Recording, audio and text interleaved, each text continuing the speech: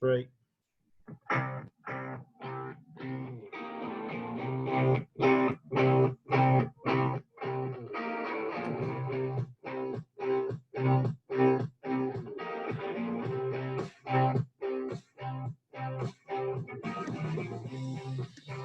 Live from London, it's Car-Boyz. Yeah, we're back. We are live from London indeed. Let's get rid of that music. The show that's all about cars. Oh, shall we, hang on. Can we see you as well, Rick? Hey, you don't want to do that. We were going back to our old radio days there, my friend. Radio days indeed. Yeah, the show, we're back. The show that is all about cars and used to be on your radio is back, alive and kicking like a second spike of COVID or a presidential candidate with dementia. We are refusing, who am I? We are refusing to go, where am I? Are you my wife? We're refusing to go back, and we stand by that old theatrical adage of the show must go on. Simon, now is not the time for Freddie Mercury or Queen. Plenty coming up on the programme today. We take all the fake news. That'll be tomorrow's fish and chip wrappings in the news. I've made it street there. We'll also have an amazing vehicle from the vaults of time in the classic car selection. This week, it is a sheep in wolf's clothing from our American cousins, a car that never made it over here, but was big stateside. Before you ask, it is not an AMC Gremlin, for that would be a turd in turd's clothing. No. We've got a very exciting car, so stay tuned. We'll also be delving into the overflowing mailbag for your correspondence. This week, it's fit to burst, as the bishop said to the nun. And we'll be asking you on the show, who are those people who never use their indicator lights? Ah, yes, London bus drivers. And the people who buy Jeep Rubicons. What percentage of those people know what Rubicon means? Probably zero. I think. Although, if you go to our Facebook page, I did post a picture of the new buses, which are powered by our favourite Chinese car manufacturer, which is, of course, BYD. Really? They've got the contract for that. Fantastic. Yes. So the engines are... Made in Bavaria. What? No. We can't talk that. They lost that. We can't talk about that. Okay. We won't talk about that. And no Chinese overlords. Exactly, and of course, bus drivers, they are, of course, psychics because through telepathy, tell us exactly where they're going. That is, as was proved to me today when I went and got my new haircut. The bus driver telepathically told me that he was going to pull out. Then he telepathically told me that he was going to pull in and couldn't understand why I gave him the one-fingered salute as I went past him. What's the second word you said to him? Off as well. Yeah, it was round about that sort of thing. Go off, you. Yeah, you off, you person. All of that and more. And coming up on the show this week, we take us around with a couple of great routes in the lost highways. We're heading to a communist superhighway in the vampire country. Wow. Nice. That's a vampire, not the vampire from Sesame Street.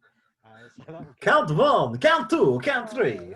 One peanut butter sandwich. And a great driving road, which is hard to believe, but it will be in central India because they do have some good roads. Okay. Also, we have a quiz this week. It's called He Said What? That will keep you tuned in as well. Yeah. So stay tuned for that on the show and more. And before we forget, Rich, we've got a new sponsor on the show. Yes. What is it this week? It's called Product Placement. Oh no, sorry. It's called H2O. It comes out of the sky and into your glass. H2O. It's the drink that just keeps on giving. Yeah. I am Simon Seagon, and I love and kicking. Stay until you love me. I love and kicking. Love is Simon Seagon there, folks, who is obsessed with the movie The Breakfast Club and the band Simple Minds, rather apt. And you've got to roll with it. You've got to take your time. You've got to say what you say. Don't let anybody get in your way because it's all too much for me to take. Oasis's song Wonderwall. And of course, the link between those two songs is the lead singers who both had sex with Patsy Kensit, Liam Gallagher and Jim Kerr. We could do another list, but it'd be long if you wanted to list everybody who'd had sex with Patsy Kensit, including Mel Gibson. Joss Ackland, Danny Glover. I'm joking. She has a stain on her character, but maybe one or two on her dress. This is Car-Boyz. Well, welcome to the show. Are we all right, Simon? Like that. Yeah, it's going to be. I'm going to ask you about your T-shirt. What is the deal? I'm wearing boring grey. What is the deal with the T-shirt? It is Ben Sherman. Oh, okay, that's fine. Yeah, it was who you would have loved my sister's mini. She had a Paul Smith mini from the late 90s, mid-late 90s, and she left it out in the rain and it rusted away. Foolish, but it was very pretty. It had the 1.3 British Leyland. Yeah, British Leyland. It was the old road. It lasted the Rover days.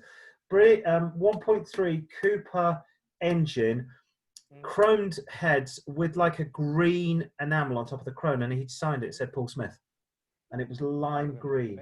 Oh, she should have just wrapped it in bubble wrap and gone and bought a flipping Fiat Panda and driven that round, but nobody listens to me, do they?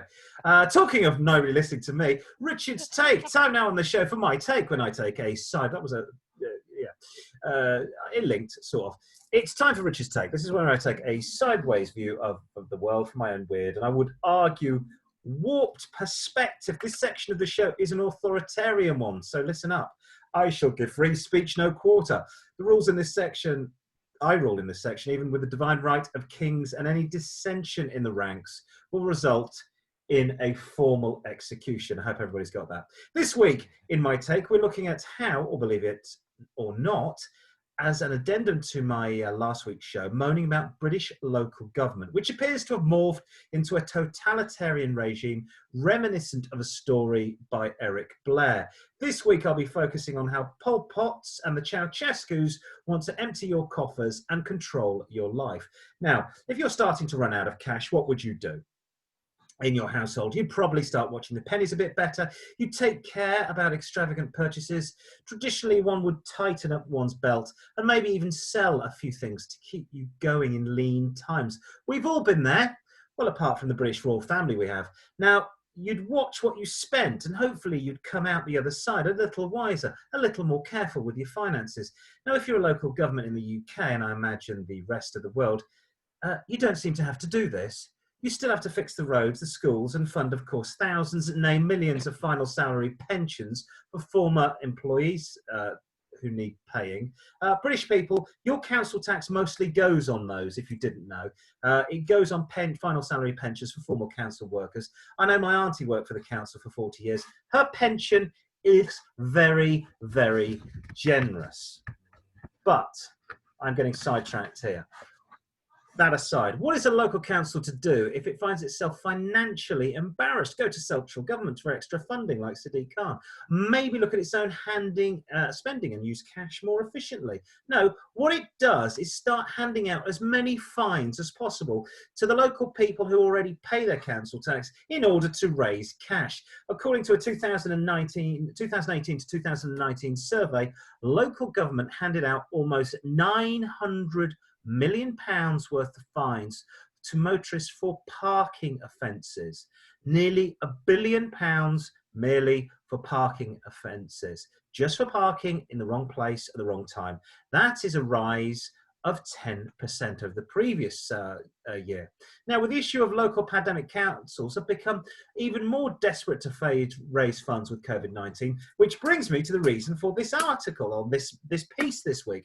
This week, I received a fine from my local authority, informing me that I had entered a bus lane. Okay, I thought maybe let's have a look at this photograph. I pulled the photograph out, and yes, it would appear that I did enter the bus lane.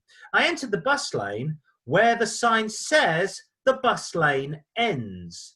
I think I had about 8 feet of me in the bus lane. I saw the sign that said bus lane ends. I went in it at an angle and I cut across the bus lane. Yes, it's a supercilious decision they've made. I was literally in the lane by a matter of feet. Okay, put my hands up, I'll guilty, I'll pay the fine. Now, a neighbour who opposite me, who's a driving instructor, also received a fine from the very same council for driving in a bus lane on his motorbike. And I said, well, how did you get that? He said, well, I did it to get around a car that had broken down in the driving lane for cars. Then he told me the same thing had happened to his daughter, who'd driven around a bus that had stopped in the centre of the road, not in the bus lane. To get round the bus, she drove into the bus lane and got a fine. Now, I was under the impression that minor infractions such as these were permissible, as a sensible council would not issue fines for such small errors. But with COVID-19 and these lean times, times are tough, times are tight, and we've all got to get paid. So beware if you are in the UK, any cameras or bus lanes in the London area, because if you slightly break the law, they'll be on you like a pack of rabid dogs. Welcome, everybody, to Airstrip 1, citizens. Simon, any thoughts? Have you seen this week, I know it affects us in London, the bus lanes now are all 24 hours. So I don't know what the sign says. Oh. The bus lanes are now 24 hours. Because there's a cheeky one that I will be using tomorrow that's not used on the weekends. Ooh, you can't do that. So so this is another example of let's raise some revenue without actually telling anybody. Sadiq Khan has introduced it from Monday the 14th. All bus lanes will be 24 hours, so you will not be allowed to go into a bus lane. My guess is they haven't changed the signs. No, they haven't. So the odd thing here and there that says you can't go into 24 hours a day you cannot go in a bus lane. Yes, that is right. Yeah, they will be in operation for 24 hours a day. Already they've taken a lane out for cyclists and COVID pavements, but yeah, now you're not allowed to go into the bus lane either. What a one! So how are we to get to work? Oh, cycling. Cycling's it now then. Yes. So you can't drive. We'll make that as difficult as possible. To travel the 20-something miles it takes every morning and afternoon to get to work. Yeah, cycling's not going to do it for me. No. Well, you'd lose some weight and possibly your life. Not that you need to lose weight, but yeah, or lose your life. I did work with somebody that used to cycle in from Henley-on-Thames into central London. And I used to think... It's probably a lot nicer. View's probably a lot better. Yeah, than going across London. Oh my God, you're going northeast to southwest. I've done it in a car. It's horrific. I don't want to do it on a bicycle. No. Bicycles are great. Couple of miles here and there. Makes perfect sense. The moment, although you may have noticed, we do have this thing in the country called rain. That big yellow orb that's in the sky is only present here for a couple of months a year. And the rest of the time, we just get rain, and more bloody rain. So let's see what happens when the rain starts to come down. I tell you, I am this far away from getting Polish plates or Czech plates or Hungarian plates or Romanian plates or French plates or German plates or Spanish plates or Italian plates on my car. And say, scusi, mi no speak the Inglés, and driving off. Bing!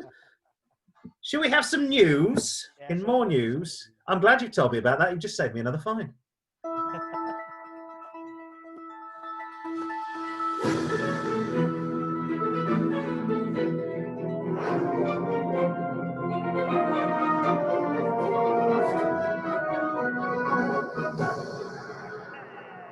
First off, in millionaire tax exile claims he wants to save the planet and hug polar bear news. Formula One ace and Gokwan wannabe Lewis Hamilton has been mocked for saying that he will cut his carbon footprint and bought a new £80,000 top of range Mercedes.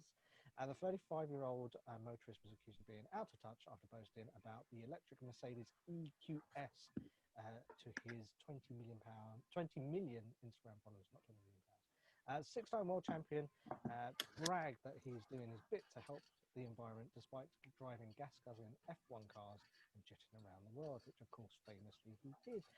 He recently gushed over the EQS, which can go from 0 to 60 in 4.5 seconds. As he preached, it's important we all take a moment to understand our footprint and the small changes we can make to our everyday lives to put our planet first.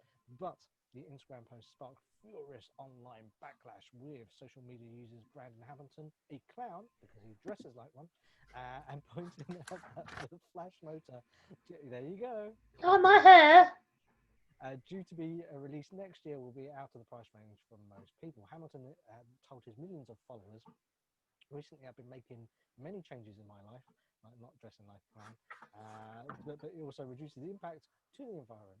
The first step in this journey was to understand my personal impact on the planet, blah, blah, blah, blah, blah. to make sure it changes and improves it. He also in the news this week wants to set up a. Yeah, sorry about that. Hang on, let me turn my notifications off. That's usually when I'm at work. Yeah, the non-professionals do that. Might say something about me. Apologies. He's this week, I think, wants to set up a Formula E team or something like that. Right. Firstly, he's my favourite of all the Swiss-based tax-dodging F1 drivers who are never going to get knighted. That's Switzerland not believing it. Yeah, you're never ever going to get knighted if you leave the UK and head off to Switzerland. Beckham's done it. You are never going to get knighted. Liz wants you to pay tax. Of course. So that's the first thing. He's a knob. Secondly, electric cars. Yeah. Is there a story at the moment about how they're not very environmentally friendly? Yes, they're not green at all. No. So quite why he's... They've been underestimating emissions that are produced by the production and the usage of electric cars by 2 or 3 times lower than they actually are. And thirdly, I watched Ford versus Ferrari last night, which was very, very good. And Ken Miles, a man who conquered Nazi Germany, driving a tank from the beaches of Normandy through to Berlin, was a motorcycle racer, then owned his own racing team using an MGA in America, and then was the only man to win Daytona and what's the no, that's begins with S, not Sedona, Sebring. And Le Mans, well, he didn't officially win it, and amazing, and he died, he burnt to death, and what a hero he was. And not only was he a great driver, but he was an engineer and helped design the car, and it's the only time that America had won at Le Mans, as we say in England and France, Le Mans, not Le Mans, right? And then you look at Lewis Hamilton and you go, really? And of course, the GT40, for those that don't know, was in actual fact a British car. It was designed in Britain, built in Britain, and then exported to America. And strangely, the second place went to Ken Miles, who was an Englishman, and the first place went to Bruce McLaren, who was also an Englishman. We've got a general theme here, Ford. If you want to win Le Mans, you need to involve British people. Yeah. And I include Scots in that. I don't have to, but I just do. I'm nice like that. Should we have some more news? Yes. Meanwhile, in clocking cars is the new black news. An investigation into clocking has revealed there could be as many as 2.5 million cars and vans on Britain's roads with doctored mileage, putting buyers at the risk of purchasing vehicles that have covered misleadingly long distances. Rapid Car Check reviewed the mileage of 7 million cars and vans and found almost 500,000 had discrepancies with documented records. The study outline which models are the most likely to have been clocked by devious owners and unscrupulous dealers, and which brands. Now, worryingly, French brands dominated the top of this chart, headed by the Citroën Dispatch van. This not only means that a consumer could be paying over the odds for a second-hand car or van, could also miss their risk of facing more repair bills for wear and tear, higher mileages. Just knowing when to change your cam belt is always one. I look at the mileage as opposed to the years of the car's been on the road. It's said in these instances it could result the result of deliberate criminal activity to wind down displayed mileage of the vehicle. However, some cases identified could have innocent explanations, such as MOT testers keying in a vehicle's mileage incorrectly when completing a certificate. I don't believe that for one moment. According to the latest official license statistics, there were almost 40 million licensed vehicles in Great Britain at the end of last year. The act of clocking, which was prevalent in days of analog vehicle odometers, when you had to simply wind the clock back, which what you had to do is get into the instrument cluster, get a little screwdriver, and just go, oh, yes, it's not 100,000 miles, it's 30,000. Yes. If you are buying a car, like an old car, like a 20, 30, 40-year-old car, look at the mileage, look at the records. This is my little bit of advice. I should be doing this. And just check everything marries up. And if you haven't got any of that and it's saying 30,000 miles, check the patch of carpet where the accelerator is. Check the bolster on the seat. If they're worn, that car's done more than 30,000 miles. Or it's been gear shifts if they're smooth. Yeah, or it's been driven very slowly. So it's time now on the show. Here we go. Let's check out the top 5 vehicles most likely to be clocked in the UK.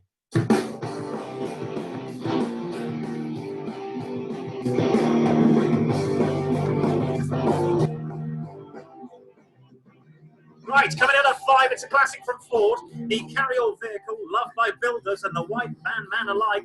It's the Ford Transit with 11% discrepancy. Meanwhile, at 4, we say bonjour to the people carrier from Renault, the Grand Scenic. It's got 28% in the rate and a number of questionable mileages. Just edging ahead at 3, it's Gallic rivals Peugeot and their expert van. Well, it's an expert, but not in keeping records. We're sticking with the cheese-eating surrender monkeys at 2. It may be scenic, but the figures aren't scenic. The car which holds the number 2 spot of most clocked people cars is the people carrier, the Renault Scenic. And finally, ranking number 1 in the UK for the most questionable mileage is the company that developed the Deux Chevaux Citroën. Its dispatch van had almost 30% of dodgy mileages recorded last year, more than 1 in 4. Mileages do not match what is recorded. Ooh. Oh dear, I need to lie down in a little room. I'm quite good at that. Do you think they'd give me a job on radio too? Doing the count. Some of the personalities I've got on there. I could do the countdown on radio too. I don't know how much I'd get paid for that. Ooh. Probably a bit less than Gary Lineker. Big less. I'll settle for 1.36 million. Is what I'll settle for, and I promise I won't lose 1 million listeners in 4 years. Just a bit of bitching there, just saying.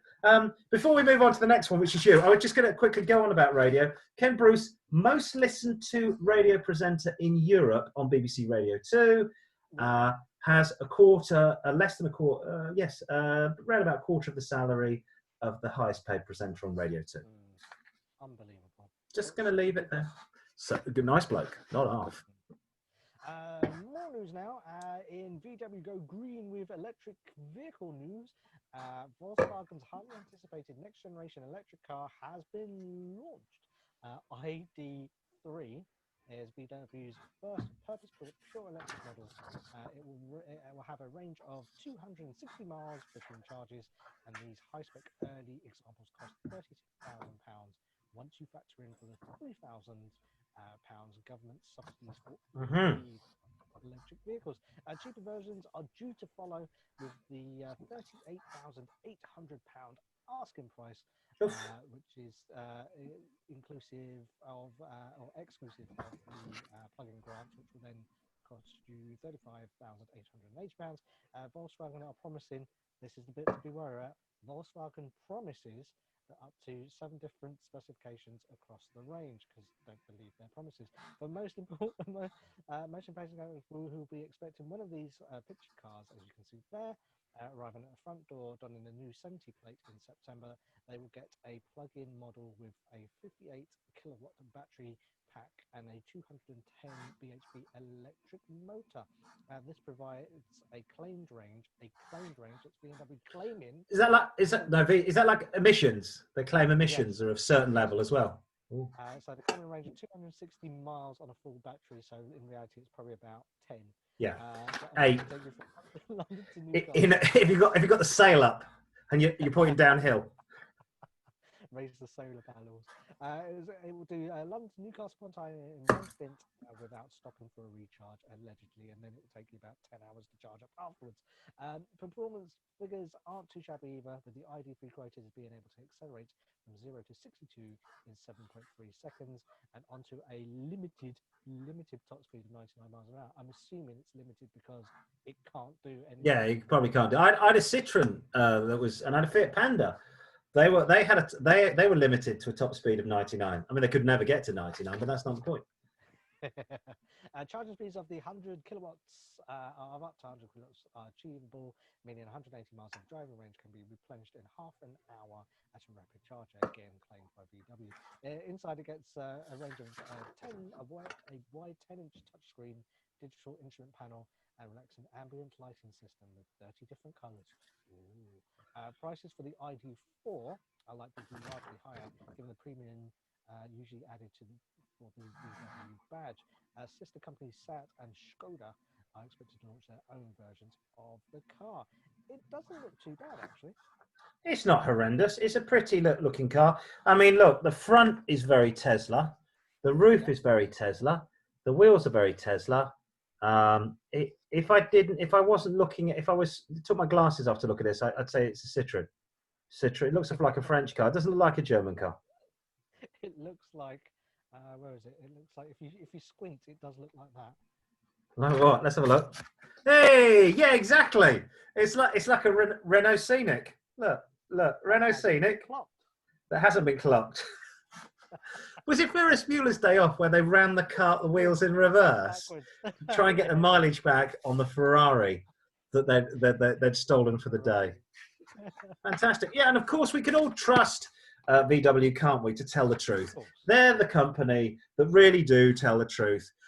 Dieselgate. So, yeah, I wouldn't believe a word of how long this is going to take you to charge or not charge. And finally, in a poor man's Porsche gets an upgrade news, Porsche has introduced, I don't know why I'm saying poor man's Porsche. I haven't got a Porsche, so I've got less than that. But I'm still saying, if you've got, it is, so it's not a hairdresser's car, but it's the guy that owns the hairdressers. That's all I'm saying. It's introduced a new PDK clutch, dual clutch automatic. There's the interior. The gearbox option for its 6-cylinder Cayman and Boxster models as an alternative to a manual, which is already the case with the 4-cylinder variants. The new 7-speed dual clutch is available to order across all 718 models with the new 4-litre engine, including the Cayman, I nearly said something else, the Boxster GTS, the Cayman GT4, and the Boxster Spider. It offers a high-performance gear shifting functionality. That's the Cayman, and you've got the Boxster. For everyday use, yeah, you've got the older Boxster. How is the hairdressers? It's often the case with the quick shifting dual clutch boxes, the PDK equipped GT4 and the Spider can both do the 0 to 62 sprint half a second quicker than the manual models, 3.9, 124 time. The 0 to 124 time is now a 0.4 of a second quicker. The benefits are mainly at lower speeds, launch control, which also features on PDK models, helping performance further. And that's true, actually, if you're driving around a city, 0 to 30 is the most important speed you go at. PDK adds 2,300 to the price of a GTS models and 2,000 to the Cayman GT4 Boxster Spider. In addition, a couple of new small tweaks have been made. The 718's 2021 model, a new highly breathable material called Race Tex will replace the existing Alcantara seat trim, previously unavailable with the Cayman. I did say Cayman, and basically you get some new leather on the inside, along with some attire options. Who cares?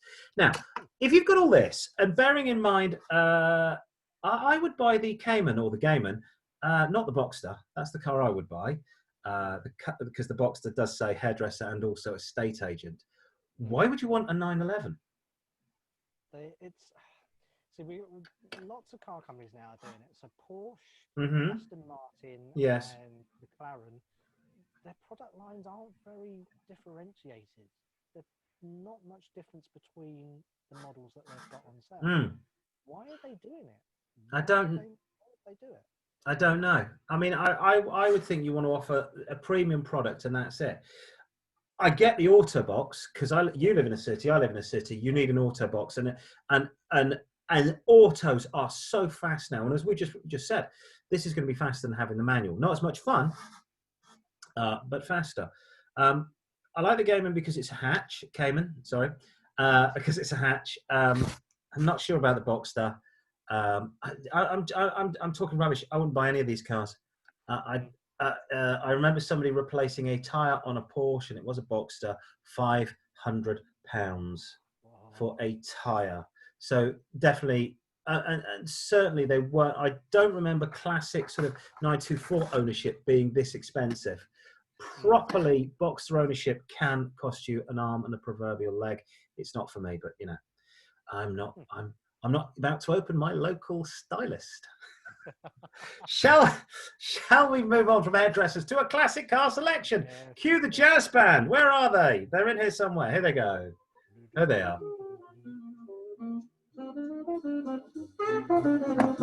There they go. Oh yeah. Yeah, they're looking forward to the. I've managed to rent them out recently to a local pub, but they're going to be going back into this cellar soon because we've got another quarantine coming up. So the jazz band, won't you boys? Sorry, enough. Get back in the basement. Yeah. So they have been enjoying the sights and sounds, but they'll be back in the basement with the needle and the spoon, shall we say. It's time for the classic car selection. It's part of the show where we focus on a particular vehicle and we shine a light on a car that may have been overlooked. Now, this week, we're turning our attention to an American car, and we're not looking at the AMC Pacer or the Gremlin. That would be a turd in turds clothing. This is a sheep in wolf's clothing. The car that is derided by many, but is truly the epitome of a sleeper. This week's motor in the classic car selection, it's a weird one, the Ford Fairmont, specifically the Futura. Now, this was released in 1978 with a production run until 1983. The Fairmont was an all-round American vehicle that came to be the mainstay of Ford's production in North America. Never released in Europe, the car came out as a saloon or sedan, a wagon, and latterly in this weird sort of two-door coupe form with this weird back window of the Futura. Meaning that basically your passengers in the back seats also had a view out of the window.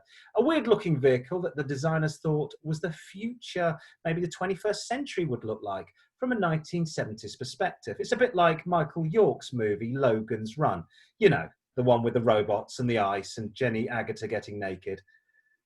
You remember that film. You all remember that film. The Fairmont is based on a rear-wheel drive Ford Fox platform using steel unibody construction. Sorry, I'm just getting the image of Jenny Agutter in a fur coat in Logan's Run out of my mind. Right, back to, yes, the Fairmont is based on a rear-wheel Ford Fox platform, uses a unibond steel car. I thought you were going to show a photo of Jenny Agutter then. I was going to get all excited. Hopefully we'll find one before the end of the show. Yes, basically, it's that. Simon's got one, I've got one. Yes, the independent front wheel suspension comprised lower lateral arms, McPherson struts, and helical wound coil springs in what Ford called a modified or hybrid McPherson strut system. The coil springs were mounted separately from the struts rather than concentrically, being located between the lower arm and the front crossmember. Now, apart from all that technical stuff, what really sets this car apart is that it's the ultimate sleeper.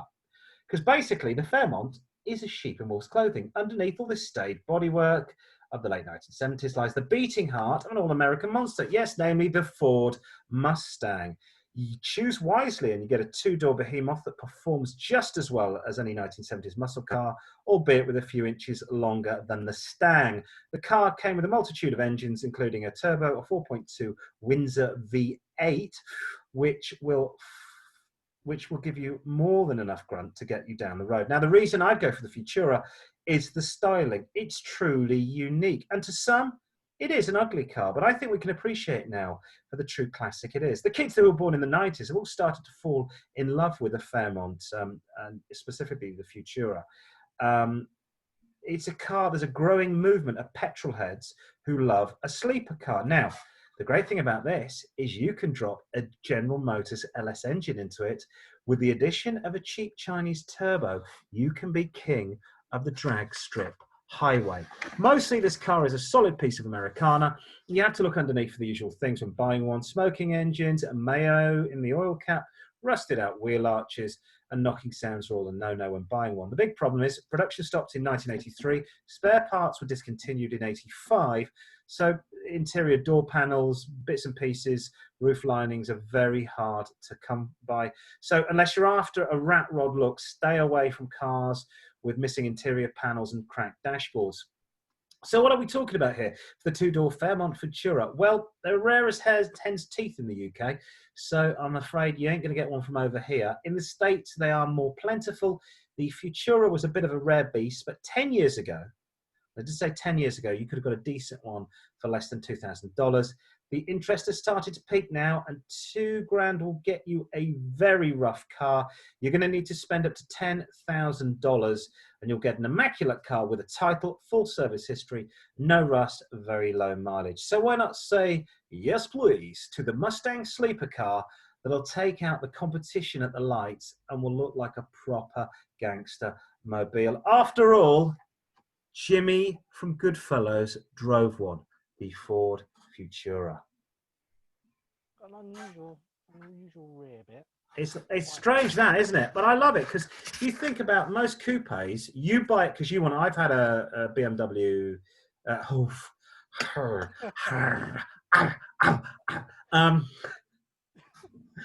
Sorry, Jenny. I think Jenny Agutter is about 72 now, so I wouldn't. I love the movie Tron. I love Michael York, and I in particular love Jenny Agutter. Be still my heart, Jenny. I would like to go into the future with you with the Ford Futura. She probably looked as good as that on the back. Oh, yes. Two things I really need in my life. Travel back to 1978 and meet Jenny Agutter. But it's all right, the wife's gone out. Don't worry. It's fine. It's a great film. It's a great film. What is it? Logan's Run. It's a fantastic, weird film. I think Peter Ustinov is in the end as well. Yes, he's in the end. And I do remember they try and start a rusted out Beetle. There's a rusted out Beetle in the film as well. It's a most bizarre, where everybody over the age of 30 has to be killed. So that's next year for you and a year after for me, I believe. Officially. I think it's an expensive car, but if you live stateside, you can get one of these from, I mean, they were big in Canada, but I'd go down to the dry states, Arizona, Texas, LA, Florida, anywhere it's not too rusty, get one of these. It is an investment. They are a nice looking car. Also a car you can work on, and I love the fact you could drop an LS engine into it and put a turbo on it and turn it into a dragster car. I did see one the other day for $19,000, and that's what they'd done. They'd lowered it, they painted it black, it had a hood scoop, Chinese turbo on it, LS engine. Nearly as exciting as the contents of your phone. Yes, I've got a whole load of pictures. That's going to be really odd if someone looks at my phone and goes, "Why you got this picture?" Jenny Agutter, that's fine. Nothing wrong with Jenny Agutter. It's time for Lost Highways, and I've lost the music. Oh no, hang on, here we go. Hey!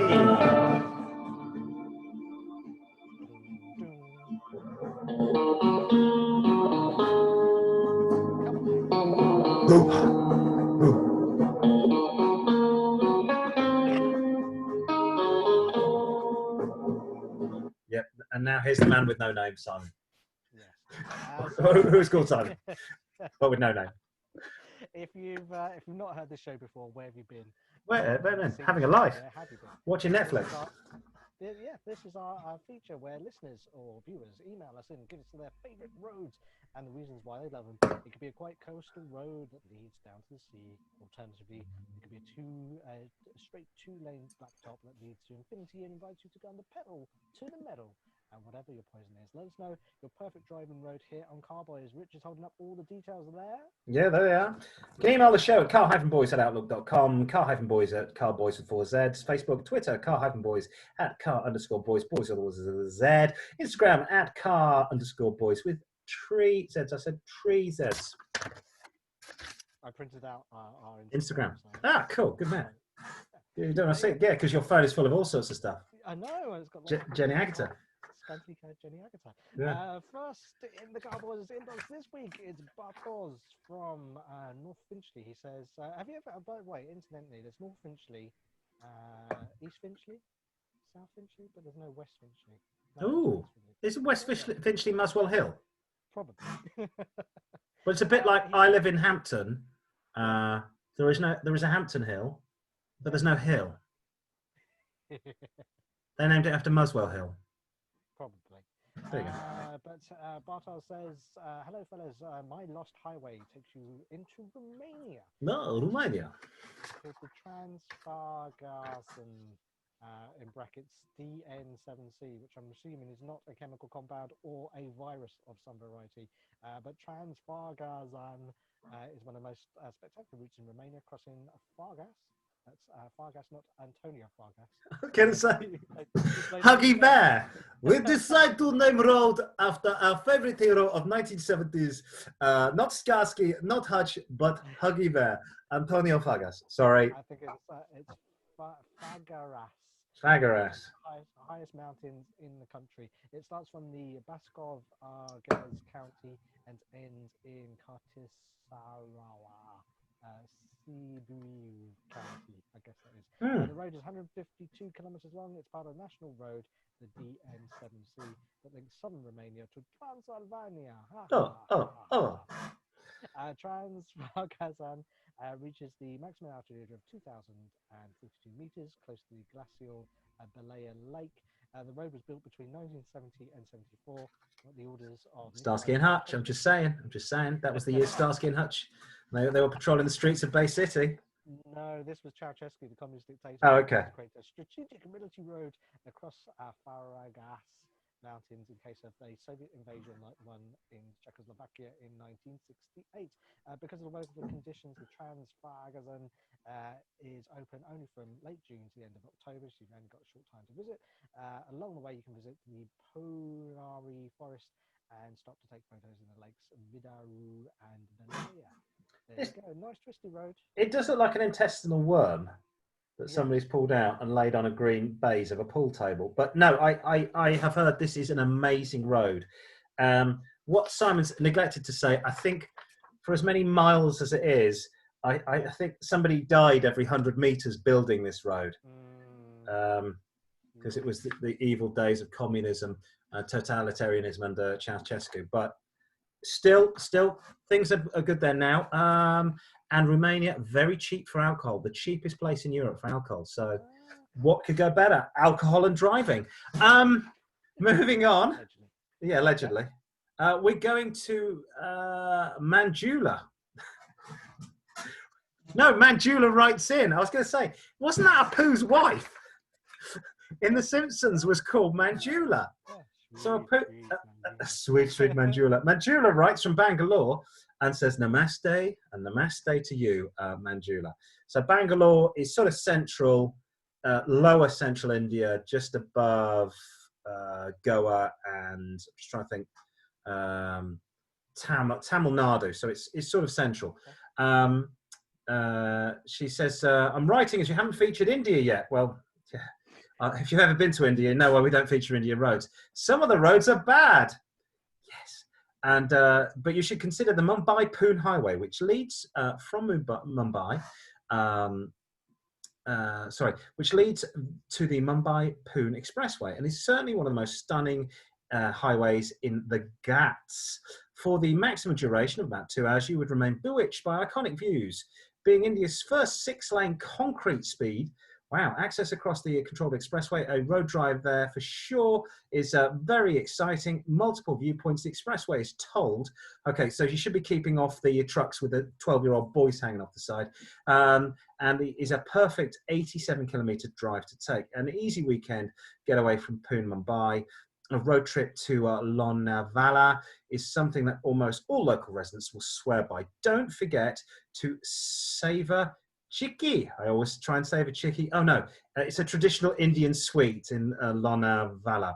The picturesque surroundings and lush green foliage are great at calming those jittery nerves from driving around all the other roads in India. So if you're in the region and planning to take a road trip, look no further. Two-wheelers are allowed on the Mumbai-Pune Highway, which is in really good shape, while cabs and buses use the Mumbai-Pune Expressway.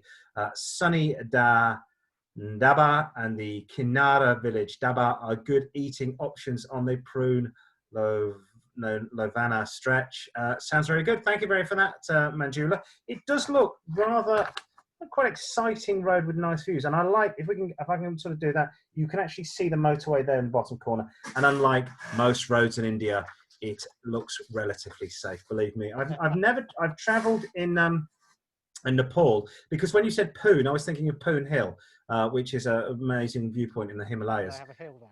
Is there genuinely a hill there? There is a hill, but it's weirdly, you can't go up the mountain because the mountain is called Fishtail Mountain, and that's sacred.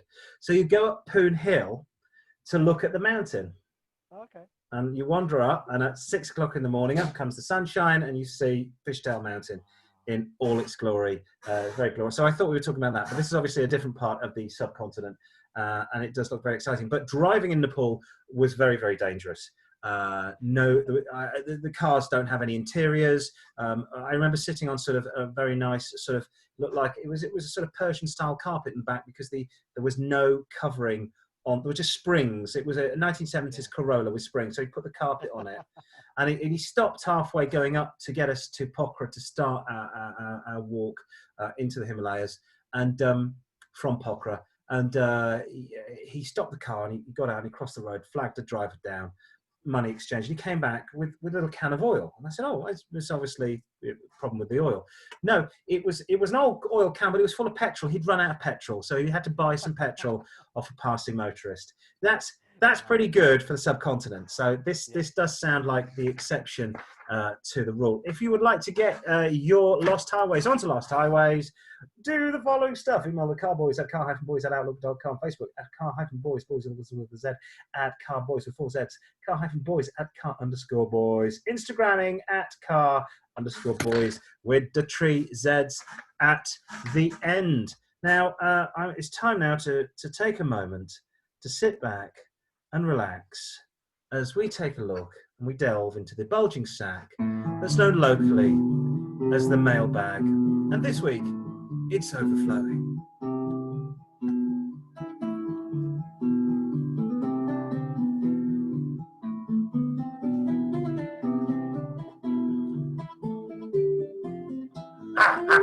That's enough. Stop. I'm going to have to have some of our H2O. The house mailbag is swollen now. Right. 1970s Jenny Agutter. And don't mention American Werewolf in London. Right.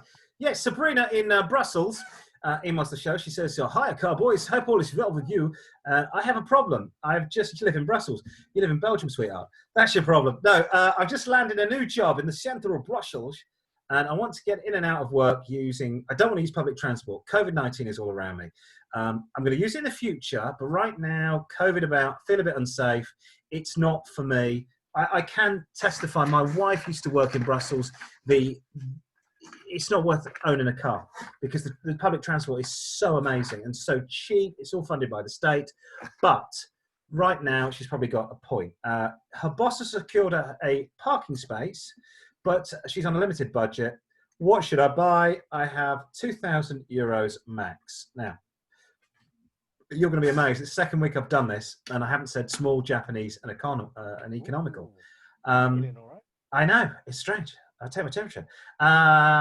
When in Rome, do as the Romans do. And when in Belgium, what's next to Belgium? France and Germany. I'd get a car that the locals know how to work on and have lots of experience on working on. You could go down the road, as I said, Japanese, Korean, or now you'll get more value for a French car. You'll get more car, should I say, if you go for a French one. I know it is a strange thing for me to say. Sabrina wants a small car to commute for a while. So we'll pick a good one. 2007, look at this dog. Renault Twingo 1.2. 67 kilometers on I don't think it comes with a Tipex on the front. That's extra. 67 kilometers on the clock. 67,000 kilometers on the clock. €2,000. Very good condition. No marks apart from the Tipex on the front. And its other correction fluids are available. It's the type of car that you will run into the ground and you will scrumple up like a used Kleenex and happily throw in the bin. And another reason I want to feature this car, my wife hates the Renault Twingo. It's her most hated car in the world. And they came in the most ugliest colours that you could ever imagine. Yes, the 90s, they were very primary. And you could, and the hometown we're both from is the English importer of Renault Twingos. She really hates this car. But look, you're after something that works. I need to get from here to here. I don't want to go on the bus. €2,000. Have it for 2 years. This thing will all be over by then, unless we turn into Mad Max, or it won't. And then you could just get rid of it and just park it up and not worry about it. This is the Belgian one. It says B on the front. You just see it there. Ooh, really? And yeah, why not go for something like that? I think that's... Has it also got a heart on the bumper as well? A heart? It's got the rent... The red thing. Oh, yeah. Oh, it's a girl's car. Ah, it's a girl's car. So, you know, it's been driven like crap. Just check the gearbox. Yeah, it's the clutch. Smell of clutch burning. Been driven by a lady. And there's weird sort of air vents there. And I never know. I thought they were for the engine ones, but I think they're just air intakes. I thought they were just for display. Probably. And not even real. No, it's a happy car though. He's got a happy face, hasn't he? Hello, I'm Mr. Twingo. Just buy something like that. Everybody's going to know how to work on them. Parts are going to be cheap. It's not going to cost you a lot. I mean, I imagine she's not doing more than 20 miles a day, 20 kilometres a day, 100 kilometres a week. It'd be a bit utilitarian, so it's all good. Yeah, just go for it. So thank you for that. Oscar in South London says, all right, Car-Boyz, hope you're well. Yes. He has a conundrum that he needs to be solved. He has just bought a house in the Dordogne. Dordogne. Mm-hmm. He intends to live for 6 months of the year. He works in IT, so he's obviously very, very, very interesting. Yeah. But he can he can work remotely. Nice. He has a house in Catford and a nice big Jeep Compass. That's not something to brag about. Should he use... It could be worse. He could have a Jeep Rubicon and not know what the word Rubicon means. I'm not going to let this go, you know, Simon. I keep seeing the Jeep Rubicon, and I want to find a driver that knows the meaning of the word and who used it most famously. So, do you think there will be a Rubicon moment where they'll actually they'll realise what it is, or was it named after the drink Rubicon? That's what they think. They think it's named after the drink, the popular fruity drink available in Europe called Rubicon. Sorry, I disturbed you. Mail us in, let us know. He wants to know, should he use the compass to commute to and from his house in France, or fly down to his home near Bordeaux and buy a French car to keep down there? French cars are always good, usually, if you're in France. Yeah, I mean, this is difficult because we're saying 6 months in England, 6 months in France, give or take. If you buy a car in France, you've got another load of headaches. You've got to MOT it, you've got to service it, keep it on the road. It's very difficult. I'd just drive your English car around. Your insurance company, you've got to tell your insurance company what you're going to do, because you're going to have to readjust your insurance. But I think if you're spending less than so many months abroad, you're going to be okay. Registering your car, I looked into this, registering your English car in France is an absolute ball ache. Because what a lot of French people do is they go and buy French branded cars from Spain because they're cheaper. And they drive on the wrong side of the road. But registering a car over there is going to be an absolute nightmare. You could do this, what my friend does. Mm-hmm. He has his English car in France and he has his French car in England. Yes. So in England, when we go into central London, he parks anywhere he wants and we get tickets and he goes, oh, good, French car. We get speeding. We go past the the speed cameras. Flash. He goes, I don't care. Send it to France. So that he never gets any tickets. Yeah. And that's exactly what I was going to say. It sounds like also Oscar's not short of money because he's got a place in Bordeaux and a place in Catford. In Catford, yes. Drives a Jeep Compass. So he's all right. I would just drive your Jeep Compass. The other good thing is flying to Bordeaux is very, very good. But how about this? Jeep Compass. Fold all the seats down and fill the whole of the car with Bordeaux Superior. Visit many regions, some Petrus if you can afford it. So Chateau Margaux, fill the car with French bloody wine. Go down Carrefour and buy the boxes. That's what I would do and drive home. Last time I went to France, exactly what I did.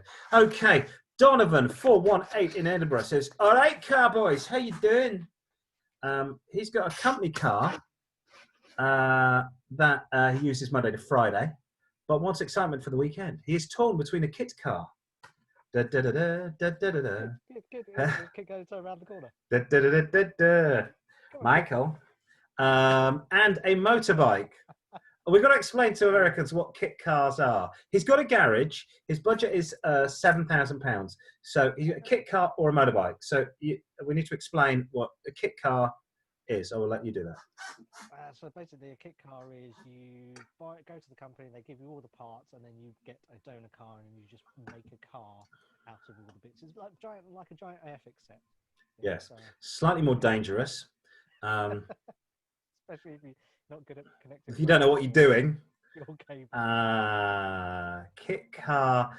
I have been in a lot of kit cars that really do move around. Everything. Can you hear my chair here? That's what a lot of kit cars sound like. I have the impression that you've got to drive around with lots of spanners in the boot to find any squeaks and things like that. Motorbike. This is Car-Boyz, not Motorbike Boys, by the way. Donovan.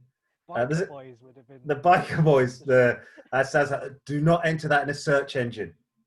Don't, I promise you. Only bad things will result. Certainly not pictures of Jenny Agutter. It depends what you want to get out of motoring. Suffice it to say, a motorbike's going to be more exciting than a sports car, but it's going to be more of a pain in the arse if you want to go down to the south of France. Far less comfort than a car. He is out of the price range for a Caterham, a decent Caterham, which was the... So this is basically what most kit cars in the UK look like. They're all based on the Lotus 7. Based on the title sequence of... Was it The Prisoner? It was. I'm not a number, I'm a free man. Patrick McGowan had one of these. Yes, so the Lotus 7 look a little bit like this. And in England, there's about 15 different companies that make cars that Westfield, Caterham. Yes. Caterham, though, are the inheritors of the Lotus moniker. But they're expensive. So the two companies that come below those are Westfield and Robin Hood. This is I think this is a Westfield. Westfields are a plastic body. Usually the engine's a Ford Pinto. You usually use a Ford Cortina or Ford Granada frame. Alternative that, but you know, it is good. I get it. Try and spend more than 7 if you are getting a kit car, or now I know this is weird, and again this goes back to what I said earlier on. What about Porsche Boxster? Yeah, I think didn't we feature Boxster on? Yes, we did, and I was taking the mickey out of it.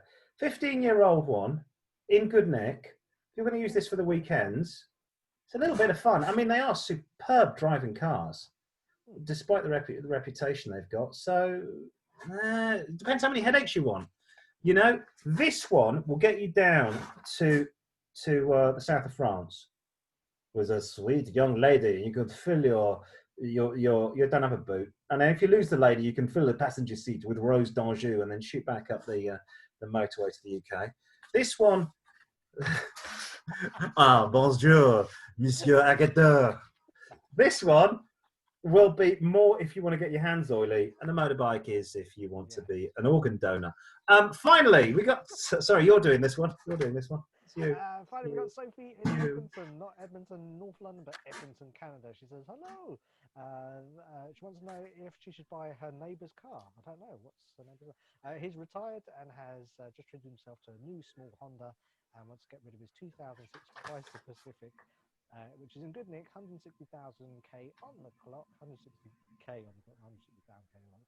Nice leather interior, It's a wagon, but it would be perfect for ferrying the kids around. He wants $1,000 for it. What do you think? I don't know much about American cars, but if she has kids, it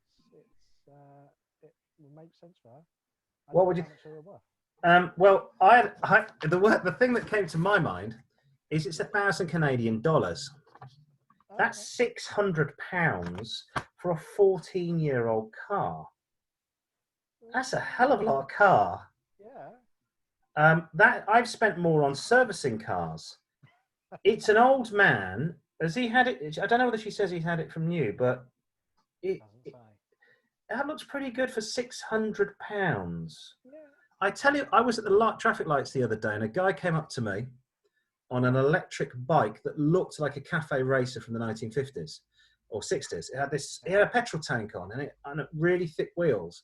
And I was like, that's really cool.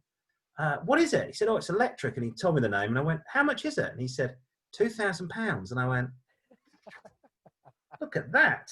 That's £600.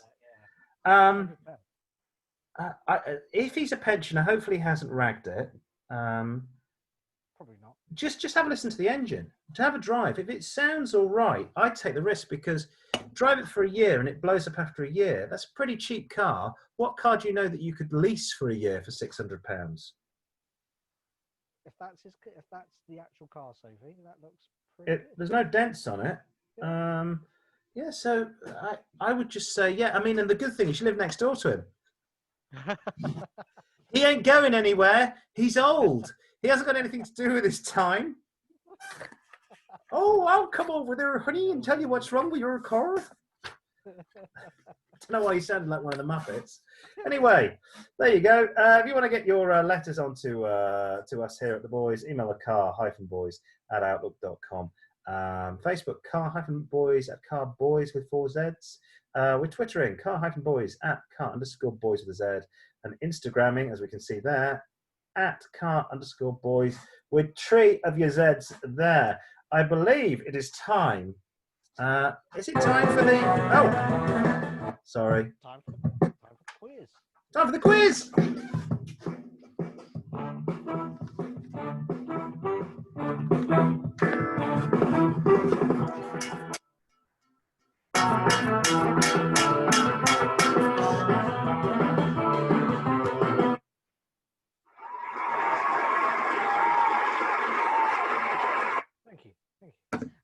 Now on Car-Boyz, we don't do car reviews on Car-Boyz, partly because manufacturers don't lend us cars. That's true. Review.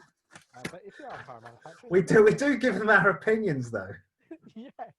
But if you are a manufacturer, please let us know and drop us off a car. This week's car is about... it's about car reviews. Researching this, it seems that most of the quotes are from Jeremy Clarkson, so it's never going to be true. He said, what? Is it probably the best car quiz in the world? So a little nod to Jeremy Clarkson, who's probably one of the most famous car journalists in the world. Our contestant this week is Richard from South West London. Hello. Hello, Richard. Hello.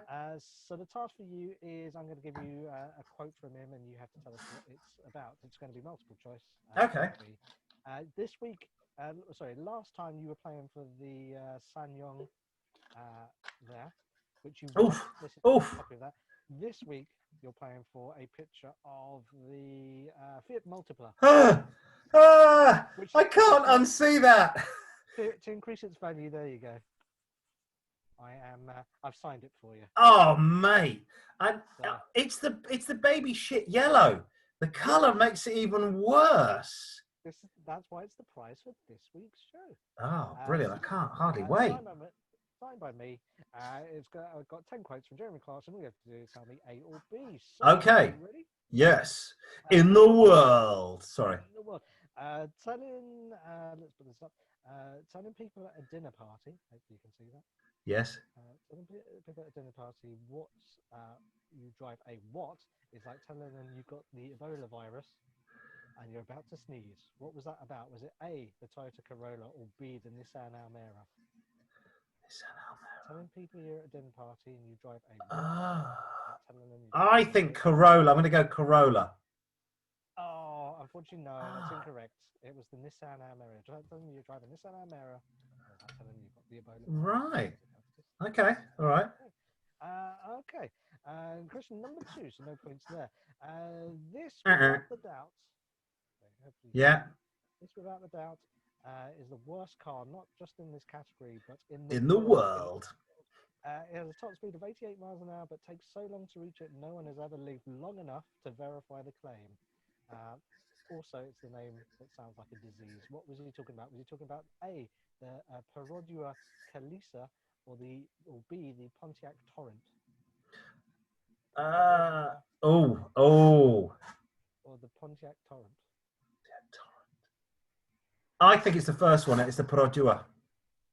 It is the Peroni. Yay! And if you don't know what that looks like, that is the Peroni. Yes, I have driven that car, and I it's a proud thing. I'm sorry, it's actually a Daihatsu Kore, and I've taken one of those up a volcano in Malaysia, and it got to the top of the volcano with 4 fat Westerners.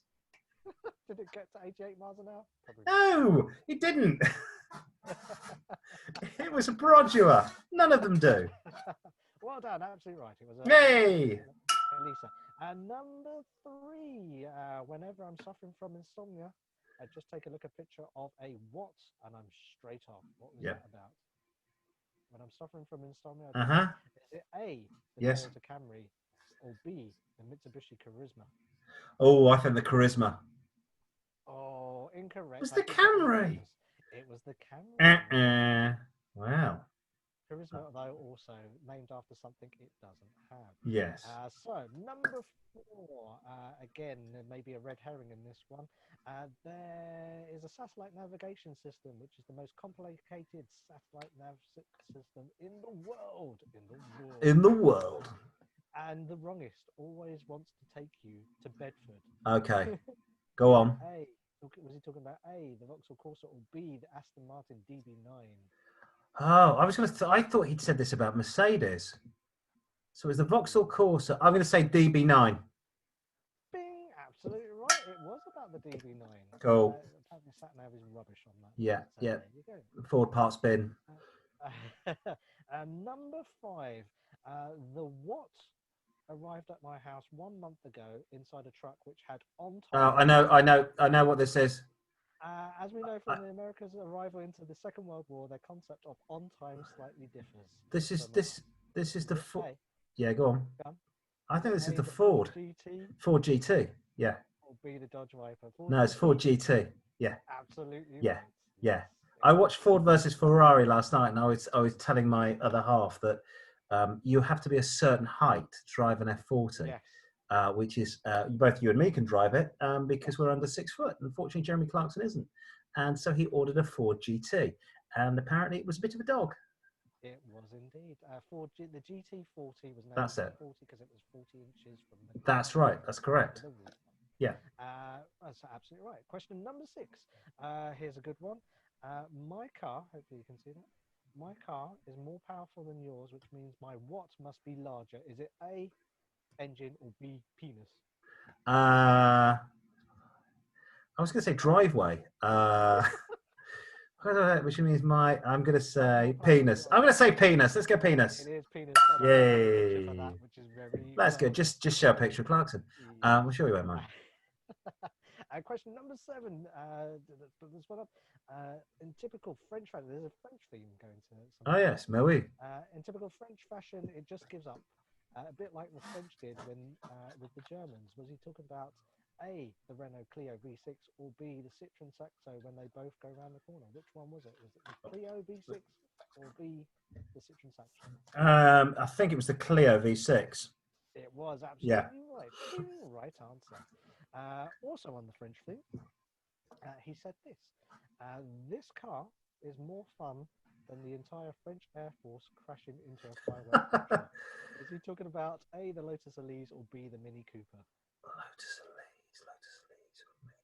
I'm going to go Mini Cooper.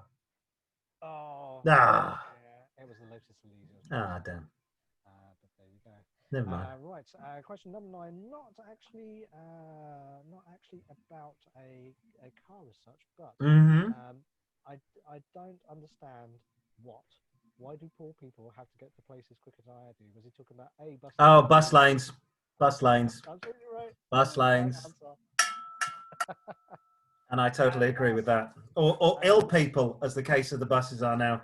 The London bubonic transport system, as it's now known.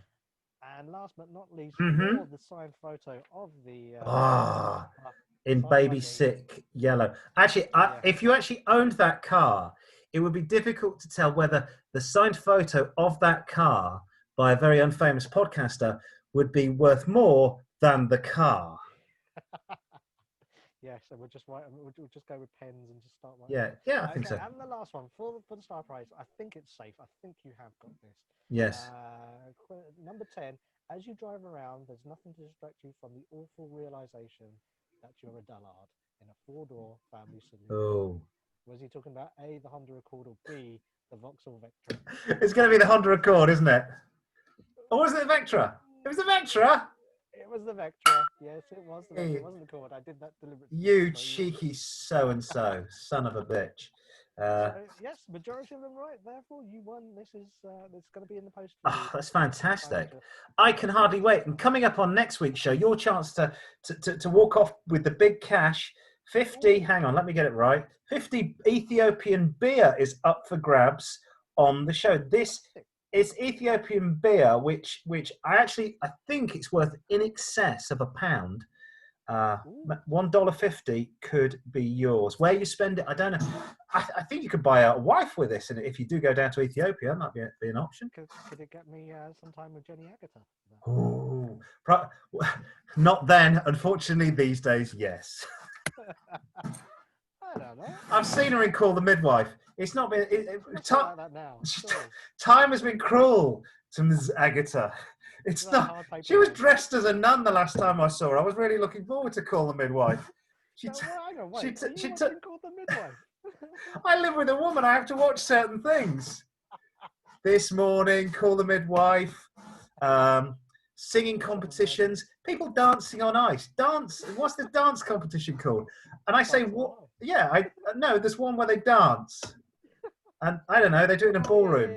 Bruce Forsyth used to be in it before he died. Strictly Come Sleeping. But it's great because I have an iPhone and I have earplugs, so I can just do my own thing while she watches that. Please send me some more pictures of Jenny Agutter onto the website. I think we should try and get Miss Agutter to become the show's pin-up girl. Yes. We take back everything we said about Call the Midwife. Jenny, if you are watching the show, you have aged beautifully, and we would like you to come and co-host the show. We could maybe have a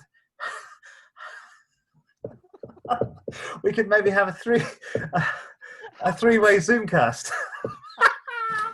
Do you think she knows anything about cars? I would be really mad if she does. It doesn't matter. We don't want to quit the pitch. We want to get Jenny Agutter, specifically that Jenny Agutter from 1978, onto the show. Unfortunately, I shall be busy. Trying to invent a time machine between now and next week. Tune in next week. We'll be back with all the usual stuff. There's all that email stuff. Thank you very much for tuning in.